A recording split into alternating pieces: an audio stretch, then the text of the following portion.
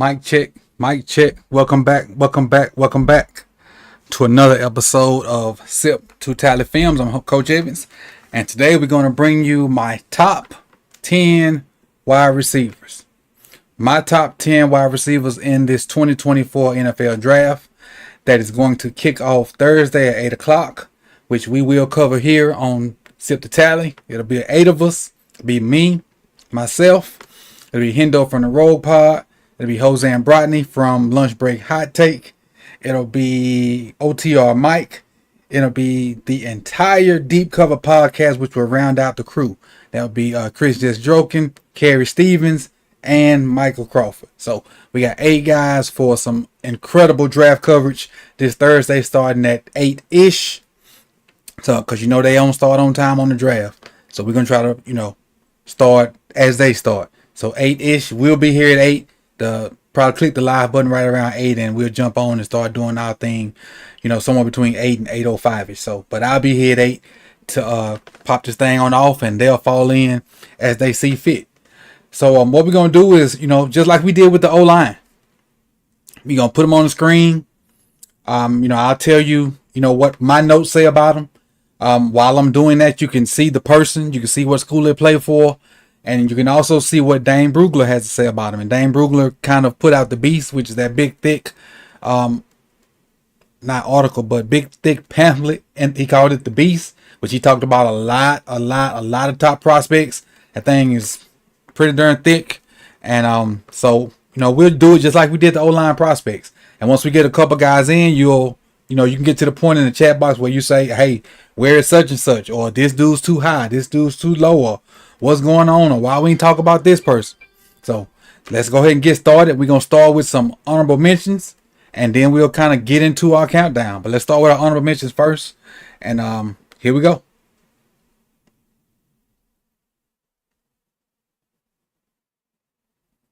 All right. First guy, well, not first guy, first set of guys that are my honorable mention, Malachi Corley from Western Kentucky. Big time yak guy.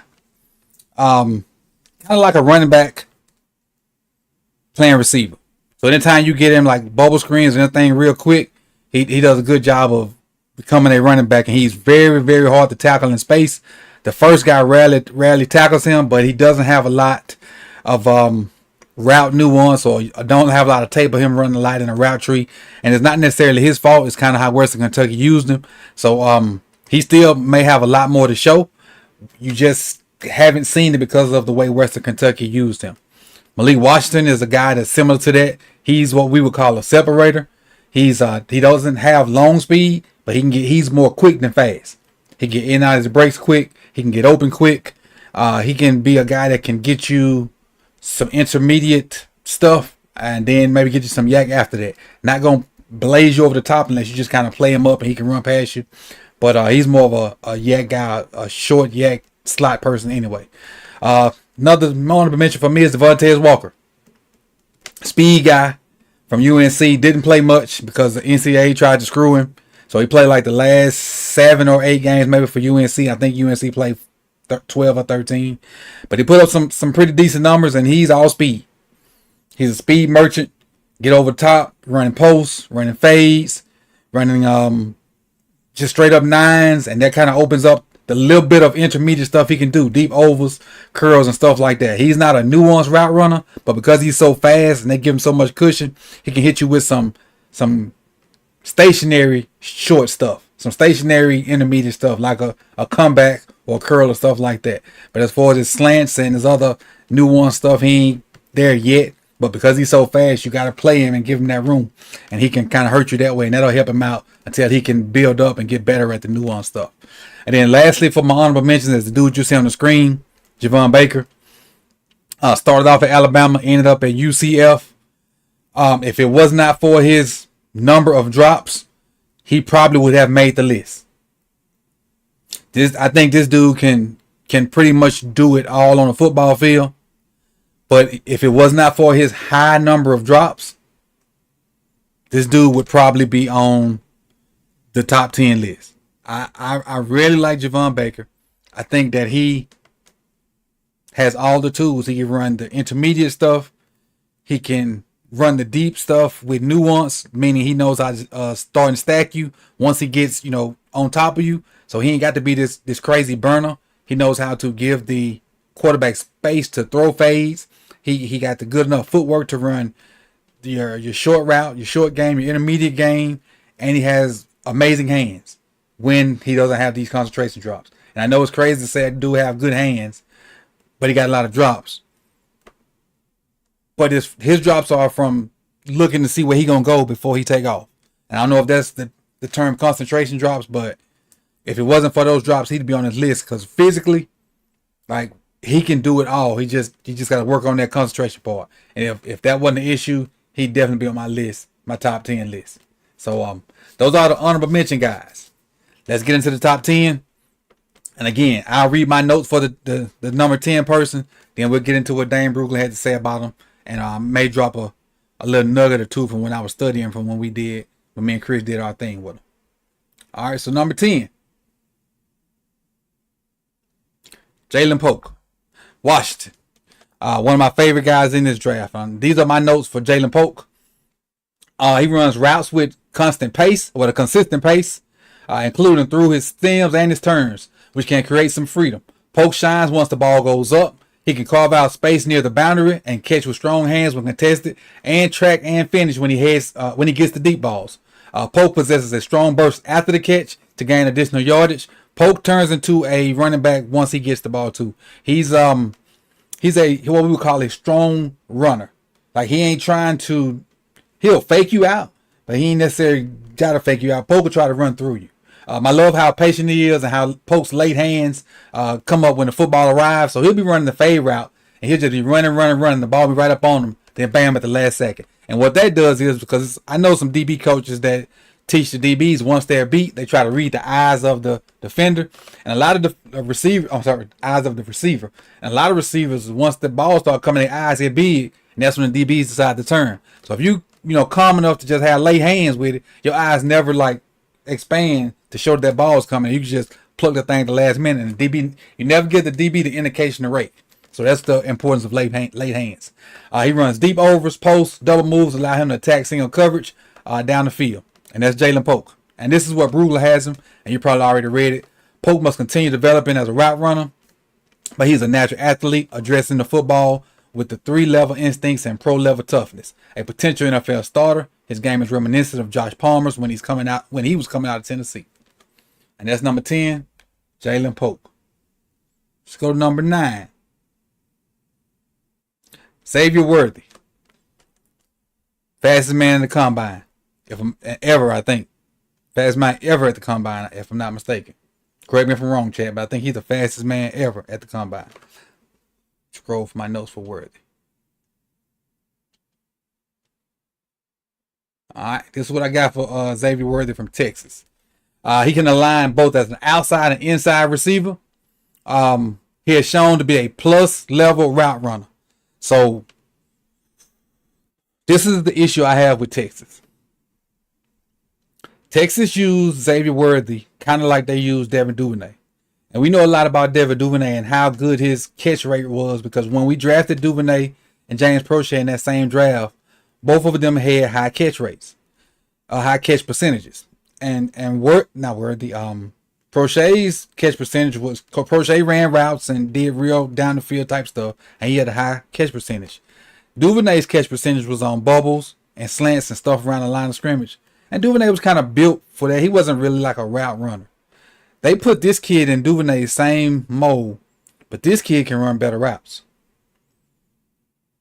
When you see him do stuff outside of what Texas asked him to do, this kid can really run routes and change speeds change directions and stay the same speed. Texas did him a disservice with the way they use him. He could have been a for real. I know he was good, but this dude could have been a for real ideal game changer. Maybe they were trying to use him to mesh with what they was doing with AD down the field. But if they could have found somebody else to run them bubbles and slants and let him be a downfield threat with Mitchell, man. I know they got to the playoffs, but I'm just saying. Let me finish what I got for Worthy. Worthy also uses his speed to set defensive backs on vertical routes, forcing them to bail because of his speed. And because of his speed, he's able to run the crossing routes to get separation. He's able to get separation on slants and any kind of stationary comeback and curl routes because everybody's scared of his speed. He needs to develop a plan to deal with press. And then what Brugler has, Worthy doesn't have ideal size, toughness, or play strength, but his dynamic speed, playmaking instincts make him a threat as both a wide receiver and a return man. He doesn't have the body work of Deshaun Jackson, but teases similar flashes. I think Worthy could be just as good as DJ. He just hadn't had a chance to show it yet. All right, number 8. Number 8 on the list. Keon Coleman. My notes for Keon.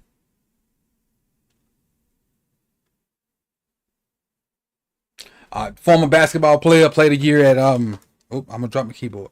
Played a year at Michigan State before he transferred while playing football there as a rebounder, and you can kind of see that in him going up and get some of these circus catches that he does.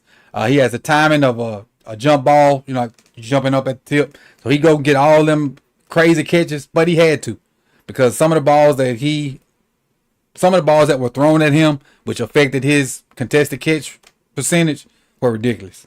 He shouldn't even attempted some of the balls that were thrown at him, and he's hurt statistically because of quarterback play.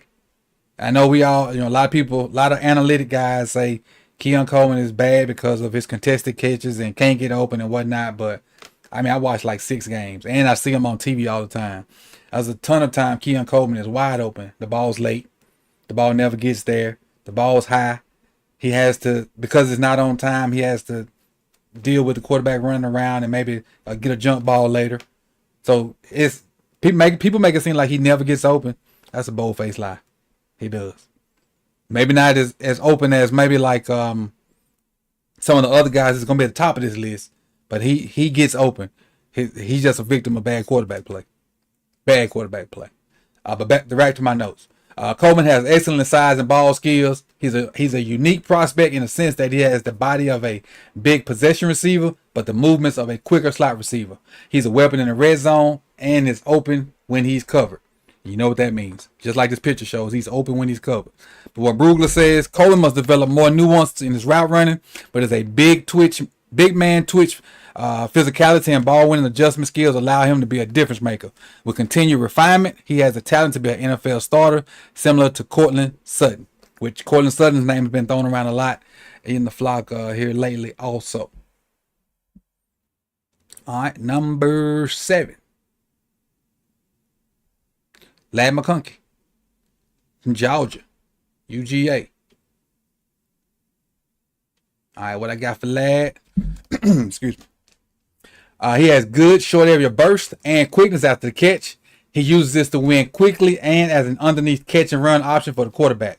He thrives against spacing and zone coverages. McConkey uses quick jab steps to cross the DB's face, foot fire and speed releases to win the rep early. He can manipulate coverage with an advanced feel for leverage and has enough top end speed to get past cornerbacks who are non-believers. And we know why a lot of people are non-believers. Let's keep a spade a spade. And what Brugler has for McConkey's size and vulnerability to injuries on ideal, but he is a sudden, skilled route runner and uses synchronized shakes to tie defensive backs and knots. He is a quarterback-friendly target with the inside-outside versatility to be a quality number 2 option for an NFL offense. A lot of people sleep on Ladd. Don't. If he can stay healthy, kid is solid. He's a solid receiver now. Against the top tier DBs, he kind of disappeared. Against Alabama, when he had to play against Kool-Aid and Terrion, he disappeared a little bit. But Kool-Aid and Terrion's probably, they're 2 of the top 4 DBs, however way you want to spin it in this draft class. So, you take that with a grain of salt. But against the other guys, he performed, and this dude's solid, man. He's solid. Don't sleep on Ladd McConkey. All right, let's go to number 6. Ricky Pearsall, UF. Played a couple years in Arizona State. Transferred to UF. Played 2 years at UF. My notes for Pearsall is he also plays with attention to detail and a consistent route tempo to create windows to get open, but lacks ideal foot quickness to beat press and maintain separation. Pearsall has multiple releases and can win with power and speed and tempo at the line of scrimmage to get into his route. Pearsall has shown an element of toughness and focus to his game in that he can consistently make catches in traffic and in difficult contested catch situations where he wins at an elevated catch point. Pearsall's big plays down the field come via him making him make great contested catches down the field and running great routes to get open versus deep safeties. And what Brugler has for him, Pearsall wasn't a home run hitter on tape, but he's a reliable option with route quickness and ball skills to quickly become a favorite target for an NFL quarterback. He has the skill set and toughness to work inside and outside and return punts at the next level. Now, this is one of my personal favorites. This dude right here. Like he I ain't gonna say he's not a get over the top burner, but he's one of them guys that can kind of do a little bit of everything. This dude right here could be your Puka of this draft. Even though I know he'll probably get drafted way higher than Puka did. But this dude right here could be your Puka. Especially if you get on a team that already has like a legit number one. He could be your Puka of this year. He can play. Really can play. All right. Number five. A.D. Mitchell.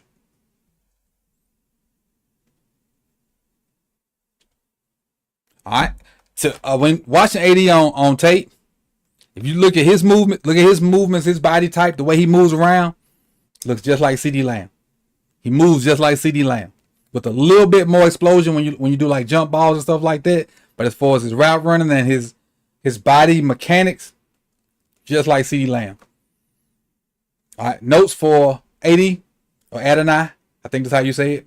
Working against off coverage, Mitchell shows the ability to quickly accelerate off the line of scrimmage and immediately start to set the defenders up. Mitchell does a good job of selling routes with head fakes and arm action. This helps him on short and intermediate routes, but he also does a good job of selling double moves to push vertical up the field for big plays. Mitchell can beat press coverage, and he has the speed to take the top off the third level, but he's still learning the art of bullying people and catching in tight spaces and going up to win jump ball battles. Now, we all know he has the measurables, the athletic ability to go up and win the jump balls. But it ain't just about going up all the time. You got to figure out how to high point the ball, turn your body, and defeat the defender at the same time. A lot of that is just turning your body, knowing where the defender is, and turning your body so he can't rake the ball out once you catch it. Because again, I've said it before, a lot of these young cats want to catch it at the highest point and just leave it there. But DBs are taught that it ain't over with till you come down with it, and they raking, trying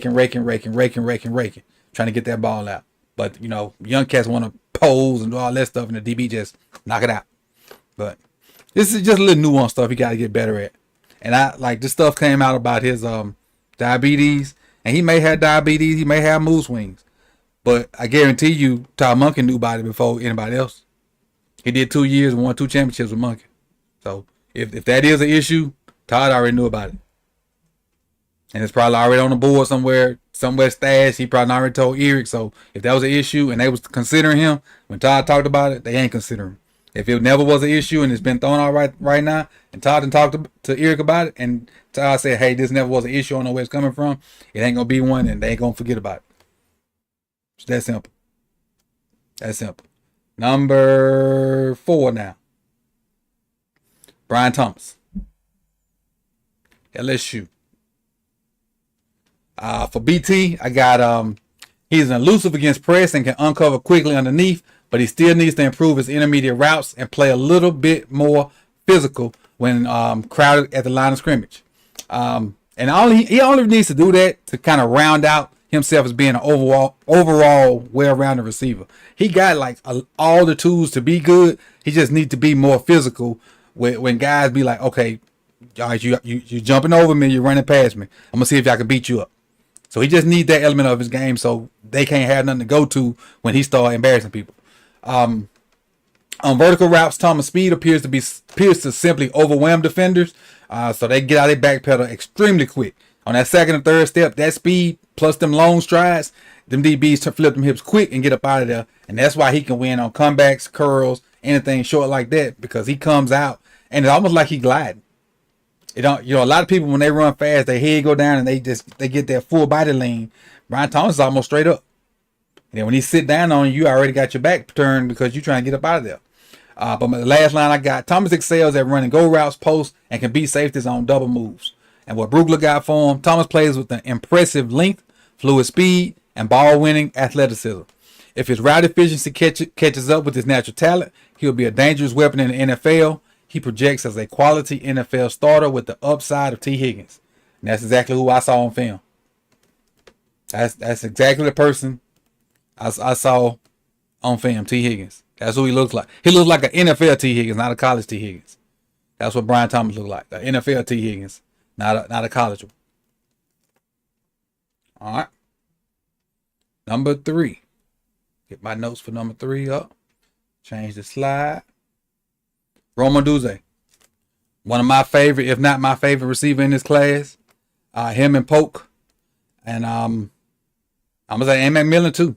McMillan. But y'all knows I was a fan of Penix too. I was a fan of Penix, but the season this dude had was nuts. It was absolutely nuts. Like, the trust that Penix had with this dude was crazy. Like, Penix would be in dire situations and be like, you know how Joe Burrow said, F it, Jamar down there somewhere? That's what Penix would do sometime with Odunze, and a lot of times he came down with that thing. But as far as my notes, he dominates at the catch point and plays well through contact.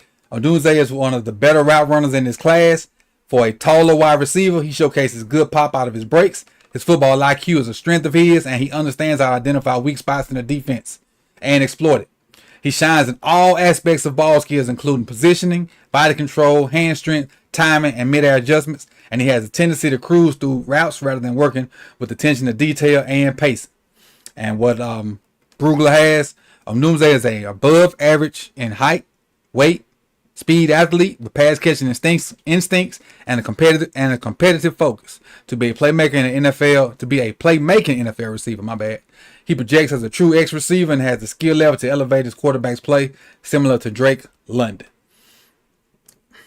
Drake London for Carolina. For the Falcons. I guess we can go there, but I think they're different. I think Odunze is just as good as Drake already, if not better. But Drake ain't had good quarterback play, so I ain't gonna crap on Drake like that. Drake ain't had good quarterback play, so I take that back. I don't know how good Drake is because his quarterback play been iffy at best. Iffy at best. So I don't want you catching no strays, Drake. My bad, Drake London. I'm sorry. No strays today. Yeah, Rome could have been number 1 for me, White Wolf. He could have been. Yeah, he could have been. He really could have been. Number 2, Malik Neighbors. All right, my notes for Malik. Malik's gliding movements and speed alterations seem to disguise his top end and separation potential that await opposing coverages. He's a bouncy leaper, and his leaping ability reminds me of Jalen Waddle. A lot of times you throw the ball to Waddle and you'll think it's overthrown because he's short. Next thing you know, that son gun then jumped his whole height twice over. So if Waddle 5'8", he might jump 5'8" to get the ball. He can jump 11 feet to make a catch. So jokes like that, man, they athletes. Let me see what else I got for him. He's a bouncy leaper with the athletic ability to make the impossible catches possible. Due to his strong frame and quickness, he has a mixed skill set of releases that he uses to free himself based on the pre-snap look he gets. Once into his route, Neighbors has been consistent in showcasing high-level, short area quickness and great start-stop ability, allowing him to run precise routes and uncover from defensive backs as both an outside and as a slot receiver.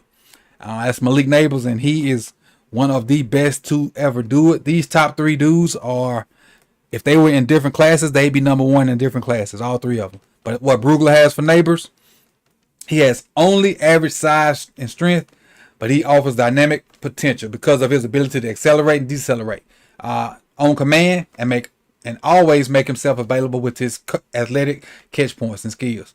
He projects as a playmaking receiver in NFL. Now, what I like about Malik Neighbors is Not only does he give you inside and outside potential as a receiver, you can kind of use him in a role where you put him in the backfield and let him run routes out the backfield. Like I've seen this trend in the NFL where they'll go empty and kind of see who like that second linebacker is guarding, and especially in man, then they'll put that person in the backfield and then run routes with him because the linebacker is going to end up covering the running back. I've seen that trend happen a lot this past season, and they tried to do it to us, but luckily we had decent linebacker play out of Roquan and Pat Queen. But this is a guy that can do it. You can do that with. You do that with a guy like, because I know they do it with Tyreek. I know they do it with Waddle. The Chiefs actually do it with Kelsey sometimes. The Lions do it with Amon-Ra St. Brown. So this is a guy that you can kind of do that with, and mismatches galore. Mismatches galore. And then obviously we get to number 1. Marvin Harrison Jr. My notes for Lil Harrison. Has a great and prototypical NFL X receiver bill, meaning main receiver. That's for me. The X receiver is the guy. Like, hey, I'm the top dog right here. Throw me the ball. I'm getting all the catches. Y'all secondary. Once they start doubling me, then y'all get catches. That's X receiver. He uses his frame to outposition DBs in the red zone and in short yardage routes. He's one of the best and most reliable jump ball receivers in college football. He attacks the ball at his highest point with a level of confidence rarely seen. His body control and leaping ability make it difficult to cover, and his back shoulder fade concepts. Like this is one of the smoothest back shoulder fade dudes ever, and possibly because his quarterback was trash too. So his quarterback probably wasn't trying to throw all them back shoulders. He just was throwing the back shoulders because he was sorry.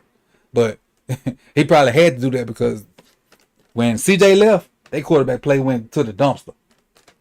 Like, it was trash, as Bubba Dub say. Trash. But, let's see what else I got. He has impressive play strength to fight through contact at the catch point and after the catch. He consistently played with speed, paired with the quality salesmanship in his routes. He's able to uncover no matter where he's aligned, in the slot or outside, and Ohio State played him in both. They did a good job moving him around, but they had to because he got double covered a lot, so they had to be creative with where they placed him. And he's capable of finishing catches in the crowd. And then what Brugler has, Harrison has dominant receiving traits and can win from anywhere on the field because of his athletic gifts. His route savvy and adjustment to finishing skills at the catch point. He's among the best receiving prospects to enter the NFL in recent memory and has the dedication to his craft to be a playmaking number 1 NFL receiver and a future All-Pro. Now I'm gonna ask y'all this question. The fact that he didn't do anything at the combine or anything for a pro day, do y'all think that hurt Marvin Harrison Jr.? Do you think the fact that he didn't do any of the pre-draft stuff, do y'all think that hurt him? I personally don't. I don't think it hurt him one bit. Don't think it bothered him. Don't think it gonna change how people feel about him. Not one bit. I think he's still gonna be the first receiver gone. And then be up out of there. All right, let's look at the whole list before we get up out of here. This is the whole list. Jalen Pope from Washington at 10. Xavier Worthy, Texas at 9. Keon Coleman, 8. Florida State. 7. Lad McConkey from Georgia. 6. Ricky Pearsall, Florida. 5. A.D. Mitchell from Texas. 4. Brian Thomas from LSU. 3. Roma Doomsday, Washington. 2. Malik Neighbors, LSU. And 1. Marvin Harrison, Ohio State.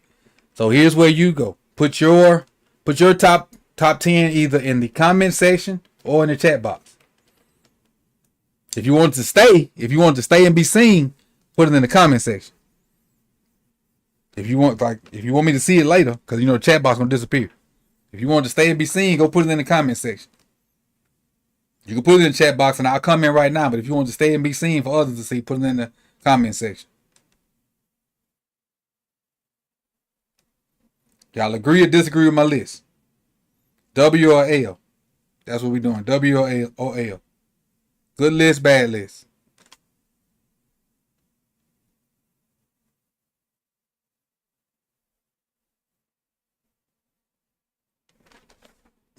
Who talked too much, Tom?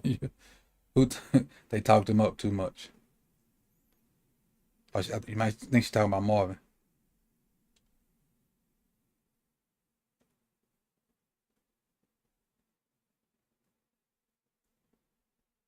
Okay, cool, cool, cool, cool. All right. So what we're gonna do is, hey, this is the list. If you want to screenshot it, do so. But put yours in the comment section. Put yours in the chat box if you want to. I think the chat box will stay up eventually, but it takes a minute. But I definitely see it if you put it in the comment section.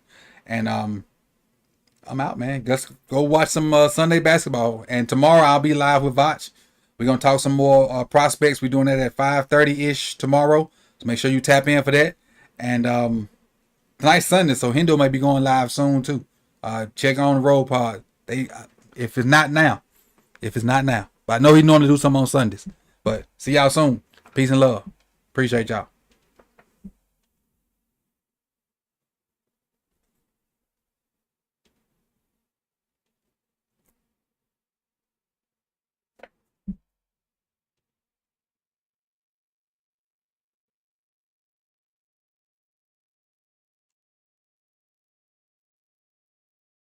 Okay. Yeah, I assume we was talking about Marvin. Yeah, everybody was talking about it. You couldn't talk about any receivers without talking about Marvin.